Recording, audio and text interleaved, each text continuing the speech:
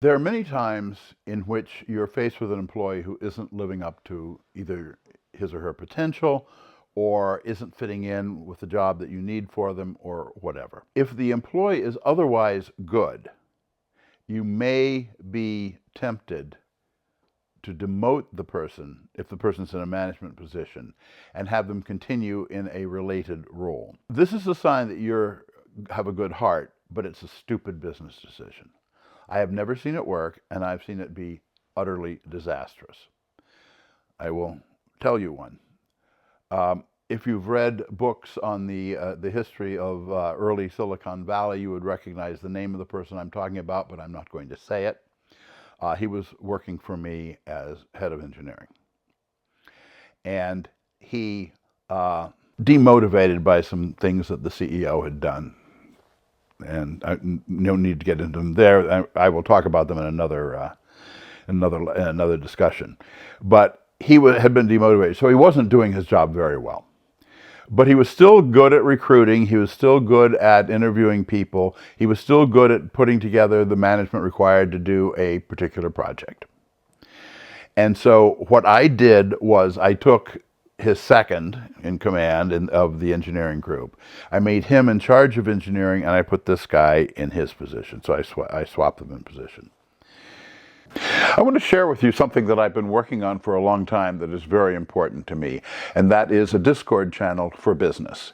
On it, there will be a lot of free information, but also access to me.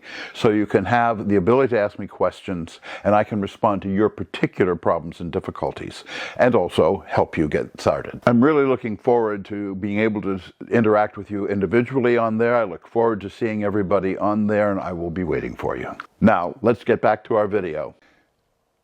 I should never have done that. First of all, it is a public display that this person has not met your approval, and he's stuck. He's still there and has to put up with it every day. I did not realize that impact. I should have, but I didn't. So of course he's miserable for something that has nothing to do with, with much of anything. Is that he is not being demoted. He's being demoted and made subject of scorn.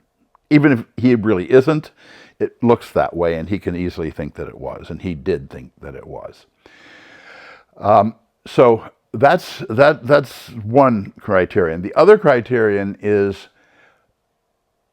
if you've been a manager and you're demoted to not being a manager, you're going to still try to do management work, but you're not going to be good at it, and you won't have the authority, and things can get very confused, and that happened in this case too.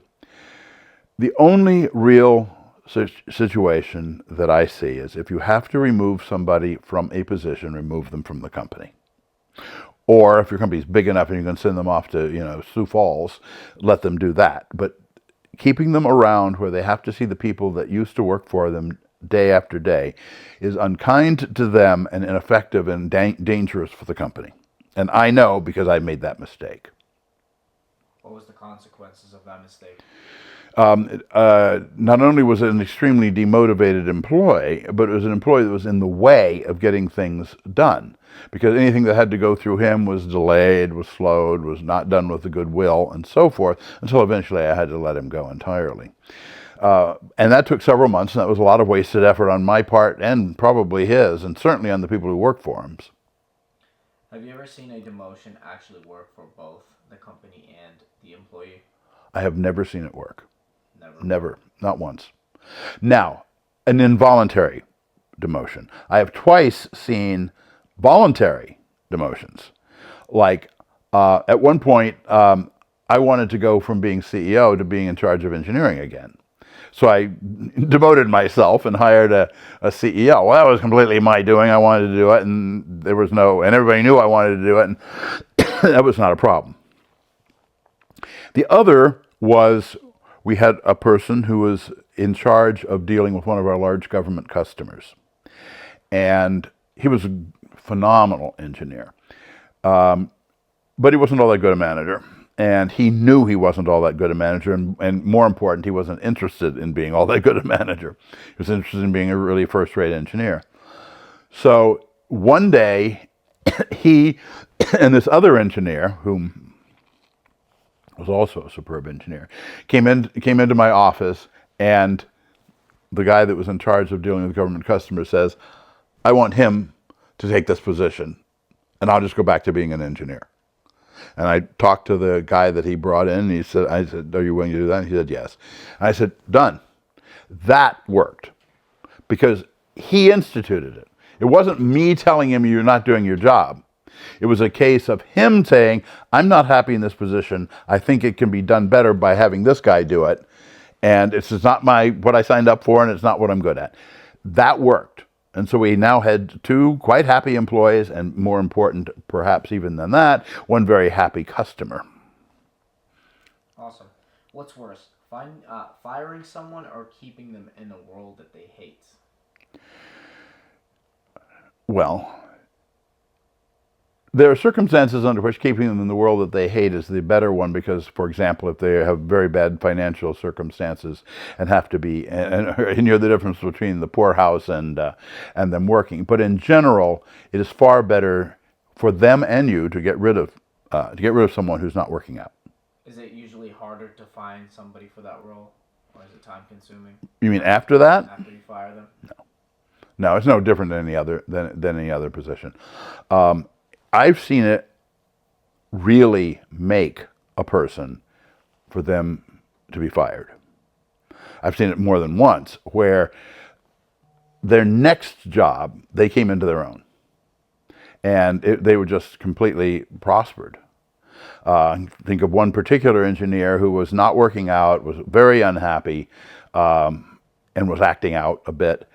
And his boss walked with him and walked with him and walked with him and just eventually couldn't do anything. So finally, after months, much longer than I would have put up with it, he let him go.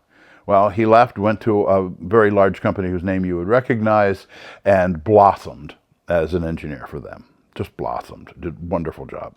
Very much happier, and so on. So there are times which firing a person is the best thing for them.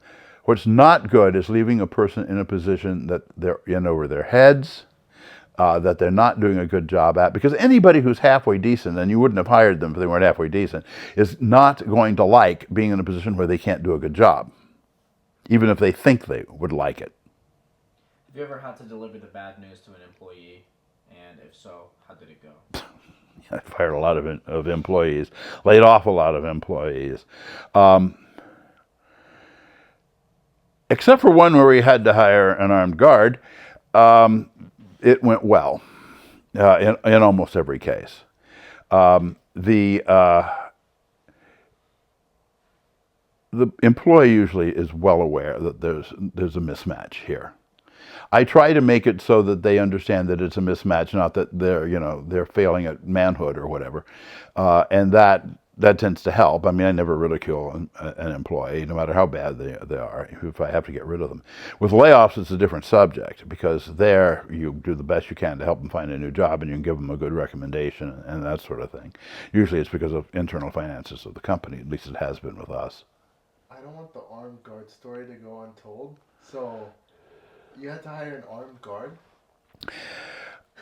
I won't necessarily say that we had to hire an armed guard. It was judged, not by me, it was judged by the company to be the correct response. The employee was senior. He had threatened one of our customers with a work stoppage in the middle of a critical time for the customer if he didn't pay us more money. He had no authority to do this. When I found out, I fired him, just on the spot. It was just the moment I found out and the way I found out about it was the customer called me and said, "This is what's going on." And I said, "Hold still. I'll have somebody else there in the morning, and that guy will be gone." So I called him back from where he was. He came in. I fired him. He had been not quite violent, but threatening in the way he was acting, not by making threats, to some of our employees, some of them women. And we were the company was uncertain how he would react to being fired. I did not suggest, or even for that matter approve, of having the armed guard, but the company wanted the board wanted the armed guard, so we had an armed guard there to sit in the parking lot and make sure nothing happened for a couple of days. So was it necessary? I don't believe so. I didn't think so at the time, and I still don't think so. But I understood why people thought it was necessary. What's the biggest mistake companies make when handling an underperforming worker?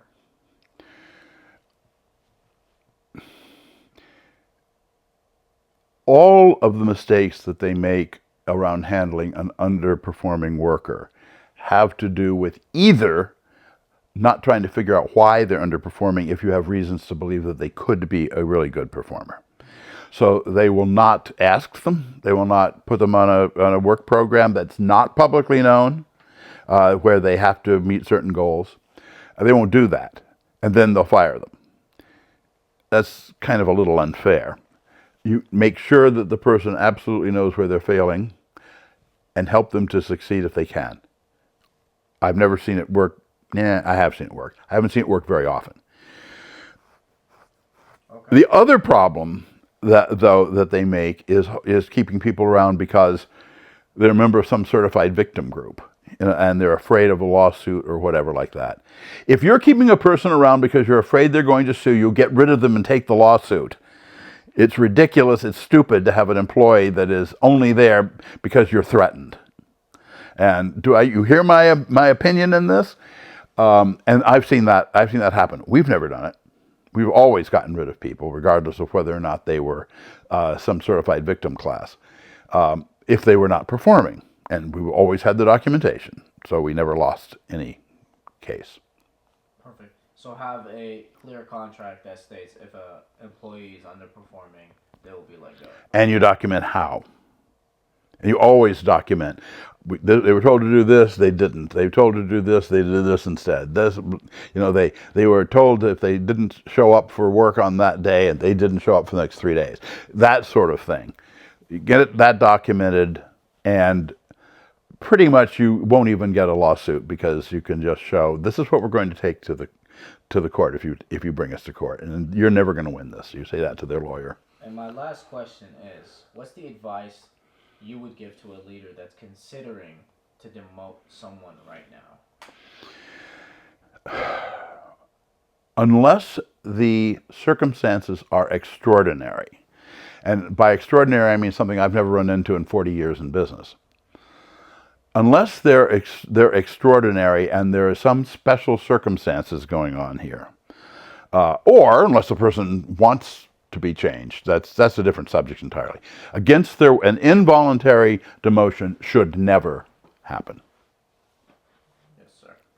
Okay. Well, thank you, Dave, so much. Appreciate you all listening to us today. As usual, I would appreciate it if you would like, turn on notifications, and subscribe.